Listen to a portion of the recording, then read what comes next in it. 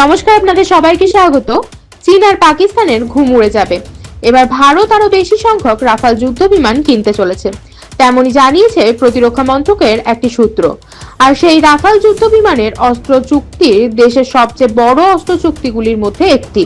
সূত্রের খবর, ভারতীয় বিমান বাহিনীর বহুমুখী যুদ্ধ বিমান কর্মসূচির জন্য 114টি ফ্রান্সের তৈরি রাফাল যুদ্ধ বিমান কেনার জন্য 3.25 কোটি টাকা চুক্তি আগামী কয়েকদিনের মধ্যেই অনুমোদন করতে পারে। সূত্রের খবর, ফ্রান্সের রাষ্ট্রপতি ইমানুয়েল ম্যাক্রো দিল্লি সফরের আগে প্রতিরক্ষা মন্ত্রক অস্ত্র চুক্তিতে সাই দিতে পারে। এই অস্ত্র চুক্তির অনুমোদিত হবে। চুক্তিটি দেশের সবচেয়ে বড় অস্ত্র চুক্তি হবে, যার মধ্যে ভারত 100টি নির্দিষ্ট সংখ্যক অস্ত্র তৈরির বিধানও অন্তর্ভুক্ত করবে, যার মধ্যে উচ্চ গ্রেডের যুদ্ধ বিমান প্রযুক্তি হস্তান্তর ও মেক ইন ইন্ডিয়া প্রোগ্রামকে উন্নত করার জন্য একটি কৌশলগত অংশীদারিত্ব অন্তর্ভুক্ত থাকবে।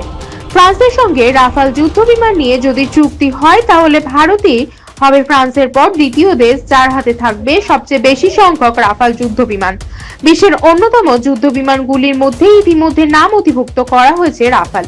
অপারেশন সিন্দুরে রাফাল যুদ্ধ বিমানের সাহায্যে ভারত কার্যত পাকিস্তানকে নাস্তানাবুদ করে ছেড়েছিল। ইতিমধ্যেই ভারতের হাতে রয়েছে 36টি রাফাল যুদ্ধ বিমান।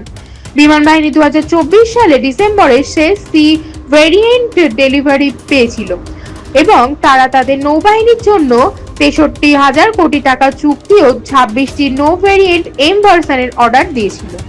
সেই চুক্তিতে 4টি টুইন সিট ট্রেলার ক্রয় এবং একটি এমআরও বা রক্ষণাবেক্ষণ মেরামত ওভারঅল চুক্তির অধীনে বহরে রক্ষণাবেক্ষণ সরবরাহ সহায়তা এবং কর্মীদের প্রশিক্ষণের সুবিধা অন্তর্ভুক্ত ছিল। এগুলি 2030 সালের মধ্যেই ভারতের হাতের পাওয়ার কথা রয়েছে। সিন্ধুর অভিযানের সময় মোতায়েন করা রাফালে বিমানগুলি ক্র্যাম্প উৎক্ষেপণ করেছে বলে মনে করা হয়। এটি একটি আকাশ থেকে আকাশে উৎক্ষেপণ ক্রুজ ক্ষেপণাস্ত্র বা অত্যন্ত নির্ভুলতার সাথে 250 কিলোমিটার দূরের কঠিন লক্ষ্যবস্তুতে আঘাত করতে পারে এবং ইরাক যুদ্ধ এবং লিবিয়া সহ বিশ্বব্যাপী বিভিন্ন সংঘাতের ব্যবহার হয়েছে। জয় হিন্দ, জয় জওয়ান, জয় কিষান।